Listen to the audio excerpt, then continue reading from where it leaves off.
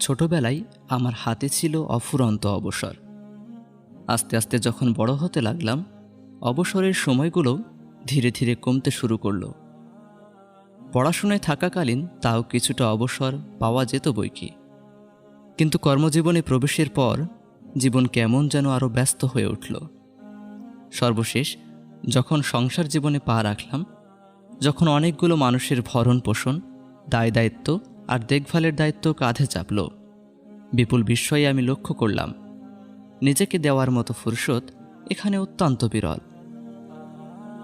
ব্যস্ত জীবনের জাতাকল থেকে মুক্তি লাভের সবচেয়ে কার্যকরী যে পন্থা, সে পন্থাটাই নবীজি সাল্লাল্লাহু আলাইহি ওয়াসাল্লাম আমাদেরকে বাতলিয়েছেন। তিনি বলেছেন, ব্যস্ততার আগে অবসরকে প্রাধান্য দিতে। যে ছেলেটা আজ মাধ্যমিক সমাপ্ত করেছে, ফলাফল প্রকাশের আগে তার হাতে কম হলেও মাস তিনেক অবসর সময় থাকে। এই সময়টাকে সে নানানভাবে কাটাতে পারে। সারাদিন খেলাধুলা, আড্ডাবাজি আর ঘোরাঘুরি করে, ফোনে গেমস খেলে, সোশ্যাল মিডিয়ায় মজে থেকে, আবার ভালো কলেজে ভর্তির প্রস্তুতি কিংবা ভালো ক্যারিয়ারের জন্য স্কিল ডেভেলপমেন্টেও সে সময়টা ব্যয় করতে পারে। যে ছেলেটা অবসরের সময়টাকে নিছক আড্ডাবাজি, ঘোরাঘুরি অথবা সোশ্যাল মিডিয়ায় বুঁদ হয়ে কাটিয়েছে, ফলাফল প্রকাশের পরে সে যেমন কোনো না কোনো কলেজে ভর্তি হবে। যে ছেলেটা ওই একই সময়কে ভালো কলেজে ভর্তির প্রস্তুতির কাজে ব্যয় করেছে অথবা স্কিল ডেভেলপমেন্টে সময় দিয়েছে, সেও কোনো না কোনো কলেজে ভর্তি হবে। কিন্তু দুজনের মাঝে মৌলিক পার্থক্য কোথায় তাহলে?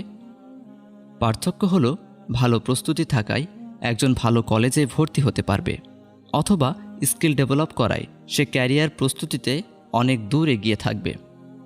যেখানে অন্যজনের জীবন থেমে থাকবে সে মাধ্যমিক পরীক্ষার সময়টুকুতে।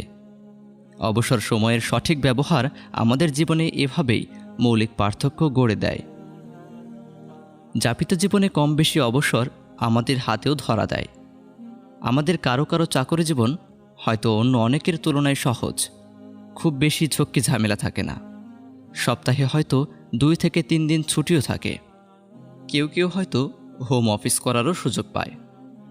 কারো ব্যবসা হয়তো বেশ নির্ঝঞ্ঝাট, খুব বেশি দৌড়ঝাঁপের দরকার পড়ে না। কারো সংসারে হয়তো ব্যস্ততা কম, কাজকর্মে সহযোগিতা করার মতো পর্যাপ্ত লোকজন থাকে। জীবনের এই সহজবোধ্যতা আমাদের জন্য তৈরি করে খানিকটা অবসর, কিছু অলস সময়, যেগুলোতে আপাত কাজ করার মতো তাড়া থাকে না। কিন্তু জীবনের এই সহজবোধ্যতা সর্বদা যে অটুট থাকবে, তার নিশ্চয়তা কোথাও নেই। আজ যার চাকরিতে ঝামেলা কম, সেই চাকরি থেকে যে সে বাদ যাবে না তা কেউ বলতে পারে না। যার ব্যবসায় দরকার পড়ে না খুব বেশি দৌড়ঝাঁপ, হঠাৎ করে যে তার ব্যবসা ক্ষতির মুখে পড়ে যাবে না এবং ব্যবসাটাকে নিয়ে তাকে যে অসম্ভব ব্যস্ত হয়ে পড়তে হবে না, তারও গ্যারেন্টি কি? যার সংসারে কাজকর্ম কম কিংবা যার ঘরে সহযোগী লোকের পর্যাপ্ততা বিদ্যমান, এমন সময় কি আসতে পারে না যখন তাকে সামলাতে হতে পারে গোটা সংসারের সবকিছুই ঘটতে পারে এবং এসবের কোনোটাই অস্বাভাবিক নয়। তবে যারা বিচক্ষণ এবং বুদ্ধিমান, তারা জীবনের এমন পর্যায়গুলোর জন্য প্রস্তুতি রাখে এবং অনিশ্চিত ভবিষ্যৎকে ভেবে কাজ করে যায়।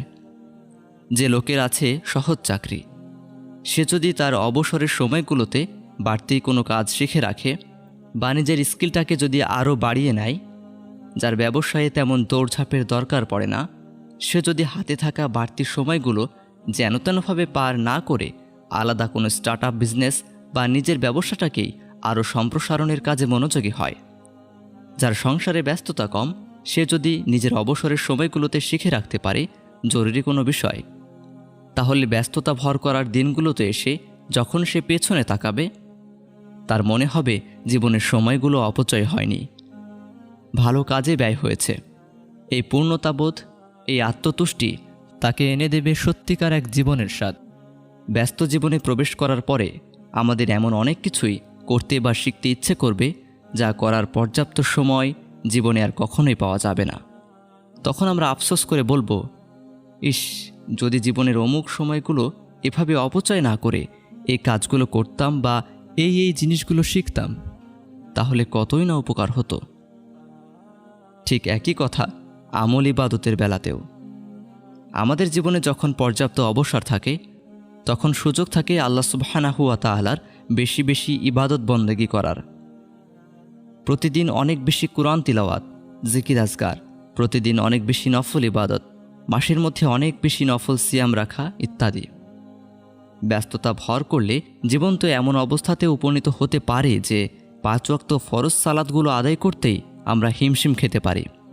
বাড়তি কুরআন তিলাওয়াত, বাড়তি নফল সালাত সিয়াম, বাড়তি জিকির আজকার করার কোনো ফুরসত নাও পেতে পারি।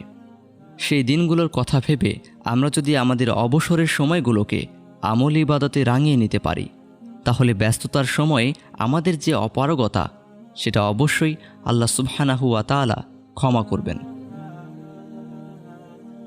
পরিবার হলো আমাদের জীবনের নিউক্লিয়াস। পরিবার ভালো থাকলে ভালো থাকবো আমরা এবং আমাদের আগামী। তাই আমাদের অবসরের সময়গুলো থেকে আমরা বরাদ্দ রাখতে পারি আমাদের পরিবারগুলোর জন্যও। বাবা মা, স্ত্রী সন্তান, ভাই বোনদের সাথে প্রাণোচ্ছল সময় কাটানো গেলে মন সর্বদা ফুরফুরে থাকে, হৃদয়ে প্রশান্তি বিরাজ করে। একজন শায়েখের একটা কথা আমার মনে খুব দাগ কেটেছিল। তিনি বলেছিলেন, মৃত্যুশয্যায় যদি কাউকে জিজ্ঞেস করা হয় বাড়তি কিছু সময় বাঁচার সুযোগ পেলে কি করবেন, অধিকাংশ মৃত্যু পথযাত্রী হয়তো বলবে, আমি আমার পরিবারের সাথে আরেকটু একান্ত সময় কাটাতে চাই। উত্তর আধুনিক যুগে এই অনুমানটা যেন দিবালোকের ন্যায় বাস্তব। আজকে আমাদের সামনে ব্যস্ততার নানান আয়োজন উপস্থিত। অন্তত যদি করার মতো কিছু নাও থাকে, প্রত্যেকের হাতে থাকা স্মার্টফোনটাই যথেষ্ট আমাদের ব্যস্ত করে রাখার জন্য। সোশ্যাল মিডিয়ায় আমরা এত ব্যস্ত সময় পার করি যে ঘরে এলে বাবা মার সাথে, স্ত্রী সন্তানদের সাথে যে দিল খুলে কথা বলবো, তাদের মুখে পুরো দিনের ফিরিস্তি শুনবো, সেই ফুরসতটুকু আমরা হারাতে বসেছি। সামাজিক যোগাযোগ মাধ্যম আমাদের এতখানি সামাজিক বানিয়ে ফেলেছে যে একই ছাদের নিচে বাস করার পরেও আজকাল আমাদের সাথে পরিবারের লোকেদের নাম কাওয়াস্তে কথাবার্তা ব্যতীত কোনো আলাপ কিংবা আড্ডা জমে ওঠে না। আমাদের সবার মাঝে অদৃশ্য একটা তাড়া সোশ্যাল মিডিয়ায় সাড়া দেওয়ার। পরিবারের লোকেদের যদি আমরা পর্যাপ্ত সময় না দিই তাহলে আস্তে আস্তে ক্ষয় হতে থাকবে আমাদের সম্পর্কের ভিত, দুর্বল হতে থাকবে আমাদের বন্ধন। উত্তর আধুনিক সময়ের ব্যস্ততার এই ডামাডোলে স্রোতে গা ভাসালে আমাদের চলবে না।